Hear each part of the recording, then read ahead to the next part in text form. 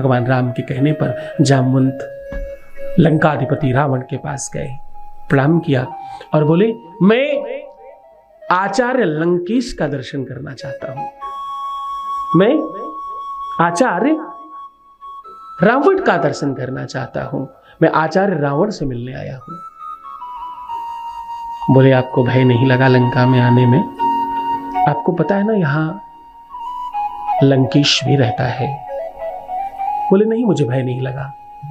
मुझे विश्वास है अपने आचार्य पर, मुझे आचार्य रावण पर भरोसा है, मैं उससे मिलने आया हूं। बोले, पधारे, मैं ही हूं आचार्य, मैं हूं आचार्य लंकेश और मैं ही हूं आचार्य रावण। पधारे आप, बताइए क्या चाहते हैं आप? बोले, मेरे यजमान हैं, उनको एक यज्ञ करानी है, एक पूजन कराना है, और उस पूजन के लिए आपको आचार्य नियुक्त करने की भावना से आया हूं। अच्छा, क्या यज्ञ है? महाराज, यज्ञ विजय प्राप्त करने की भावना से है। आपके यजमान कौन है? मेरे यजमान रघुकुल नंदन राजा दशरथ के पुत्र श्री राम हैं। अच्छा, तो विजय किस पर प्राप्त करनी है आपको? आचार्य लंकेश, आचार्य रावण। विजय मुझे लंका के राजा रावण के ऊपर प्राप्त करनी है। रावण बहुत तेज हंसा और मुस्कुराया और बोला, तुम्हारा निमंत्रण मुझे मंजूर है। ध्यान रहे, ये आचार्य की जिम्मेदारी होती है कि अगर उसका यजमान वनवासी हो और अपने स्थान से बाहर आया हो तो पूरी की पूरी सामग्री की व्यवस्था आचार्य स्वयं करता है। ये शास्त्र में नियम है। अगर यजमान को विधि और परंपरा और स्थिति का ज्ञान नहीं है, भान नहीं है, समयाभाव है, या वो देश और अपने प्रदेश से अलग रह रहा है, अलग आया है, तो आचार्य का नैतिक कर्तव्य है कि वो सामग्री और व्यवस्थाओं की पूरी व्यवस्था करेगा। यज्ञ कुंड से लेकर के यज्ञ की पूरी सामग्री तक की सारी व्यवस्था करेगा। तो बोले, क्योंकि मैं जानता हूं कि मेरा यजमान वनवासी है, उसके पास कुछ नहीं है, ना उसके पास द्रव्य है, ना धन है, ना वैभव है, ना संपदा है, ना कोई व्यवस्था है, तो मैं सारी व्यवस्था करूंगा। राम को बोलो, जाओ पूजन में बैठने की तैयारी करें।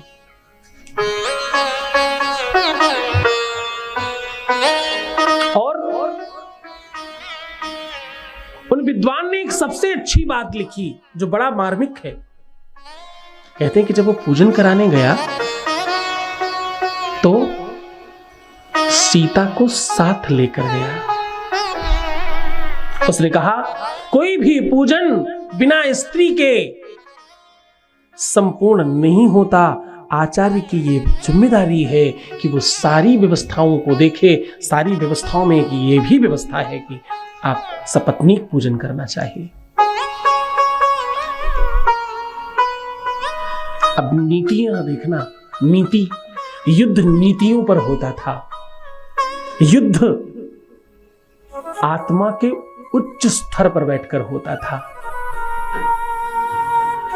वो पूजन के लिए लाया, उसने पूजन कराया और पूजन के बाद ससम्मान सीता फिर से उसके रथ पर बैठ गई और वापस लंका गई। ना तो राम ने कहा कि अब तुम नहीं ले जा सकते, और ना तो सीता ने ये कहा कि अब मुझे नहीं जाना है, नाथ मुझे बचा लो, यहीं रोक लो। दोनों ने कहा, क्योंकि ये दर्शन रावण को श्रेष्ठ बनाता है।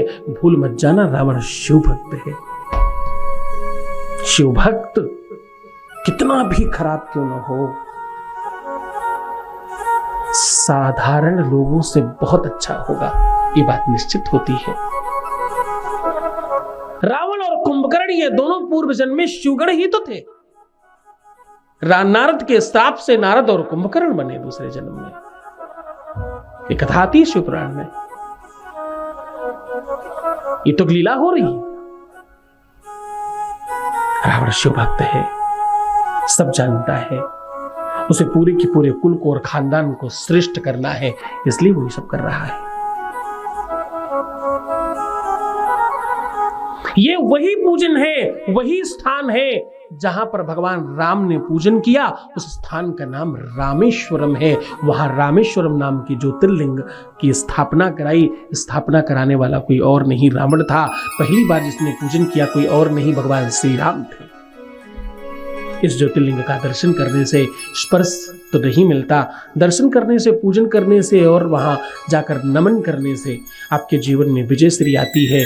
आप श्रेष्ठ होते हैं, आप यशवान होते हैं, आपका नाम होता है और आप बड़े पद पर अगर पहुंचना चाहते हैं तो रामेश्वरम दर्शन करना चाहिए। श्वेत बंधे तु रामेशम, श्वेत बंध में रामेश्वरम भगवान विराजमान है।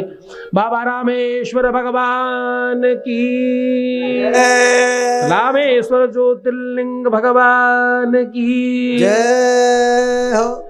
भगवान रामेश्वरम की स्थापना हुई, पूजन हुआ और रावण अपने घर चला गया।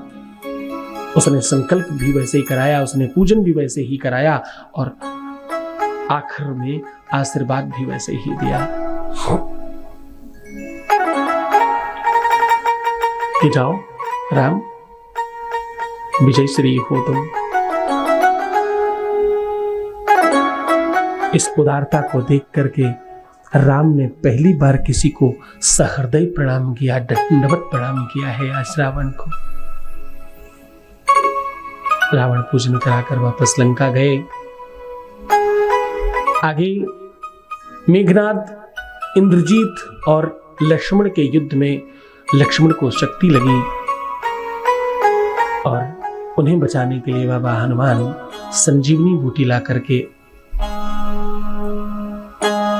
हनुमान को दिया। बाबा हनुमान ने संजीवनी बूटी ला करके लक्ष्मण को जीवन दान दिया।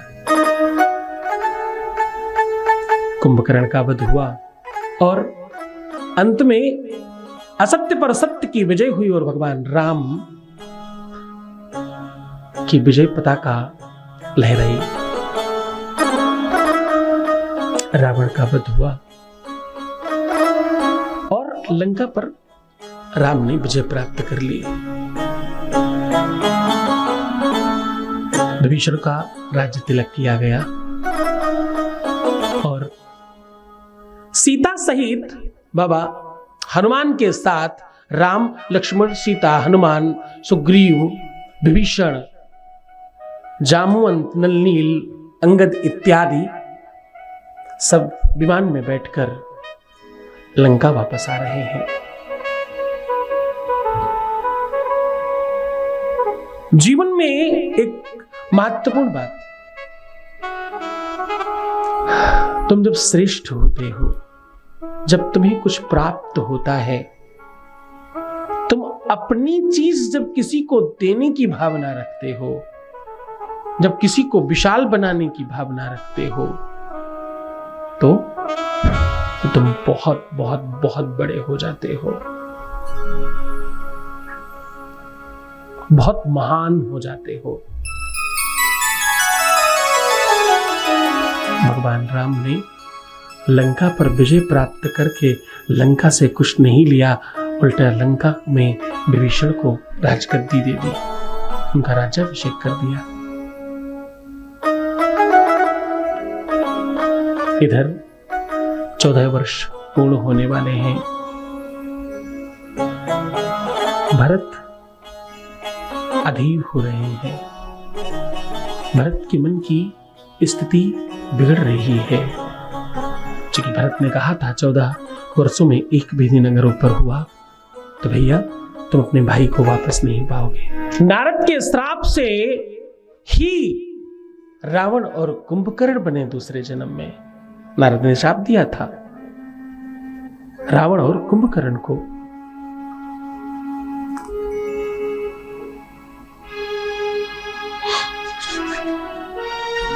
अब एक तरफ भैया भरत अधीर हो रहे हैं क्योंकि 14 साल पूर्ण हो रहे हैं, और दूसरी तरफ भगवान राम की मर्यादा, उनके वचनों में अभी कुछ काम शेष है।